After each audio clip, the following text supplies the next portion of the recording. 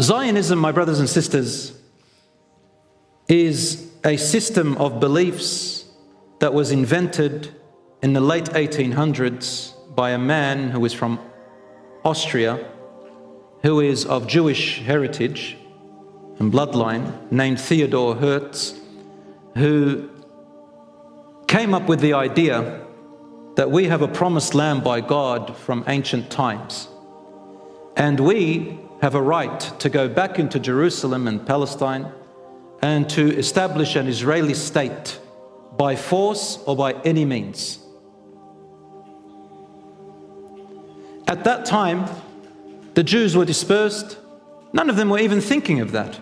And in fact, till today, there is a group of Jews who still adhere to an orthodox types of belief. They're called the Orthodox Jews. These are facts. And these Orthodox Jews believe very strongly. Some of them are anti-Zionists, some of them are just non-Zionists, and some of them are pro-Zionist. But the Orthodox Jews say we are not allowed to enter that land or take it over from any people. And we are oppressing them by doing that. You've seen them out in protest, haven't you? They've got big beards, dreadlock, the locks on the side and all that stuff. But yes, that's all good and nice. But they're not doing it because they believe that this is oppression in itself. They believe it's oppression because the Torah in their belief say that right now you're not allowed to enter it, but you will enter it. And the land is still promised to you, but the way that it will come to you is in a different means. They say we are waiting for the miraculous Messiah. When He, the miraculous Messiah, comes, He will lead us into it and we will rebuild the temple and return back to that state. The Israelis, or the Zionists, they believe otherwise. They say we need to go in and take it by force. We need to establish the Israeli state. And when the Messiah comes, He comes. Whatever happens, happens. And there is another group of Jews who say that, let's say that we were able to enter Jerusalem and enter Palestine, take it and becomes Israel and everybody leaves.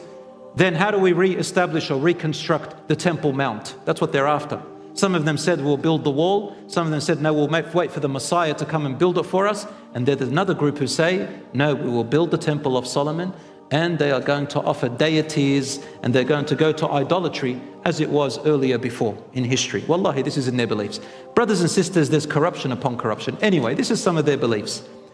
And so the Zionist movement was formed, and we all know the story of Britain and World War II and the fall of the Ottoman Empire, and how Britain made the mandate called the British Mandate and the other mandates. And then came the Balfour Declaration by the Balfour Declaration 1948, which declared the Palestine or the Jerusalem Israel state, or Palestine or gave the Jews an Israel state. And they tried to do so many deals and I don't know what. I'm not going to go into all of that because everybody's got a counter argument. So what I'm going to say is this: the land of the Palestinians was taken from them through violence and force and through unfairness. And when the British told the Zionists or the Jews to go back in there, they did not ask the Palestinians what they want. They only asked the Jews what they want. So the people of the land had no say in what they do. And this was written by General Balfour in his little statement to one of his colleagues. We still have it till today, you can look it up, where he said, don't even ask the inhabitants of Palestine what they want. Just go in and do what you want. Brothers and sisters, based on this, the current Israelis, they say, well, based on this, it gave us permission. That means we're allowed to go into the land.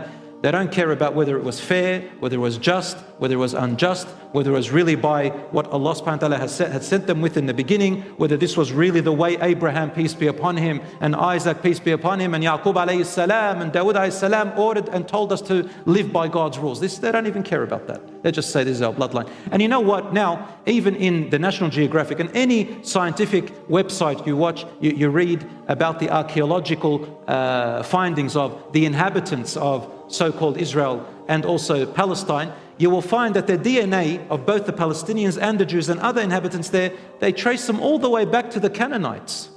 Even the Lebanese people, because it was a little bit bigger. Myself, for example, our DNA is traced all the way back to the Phoenicians, for example.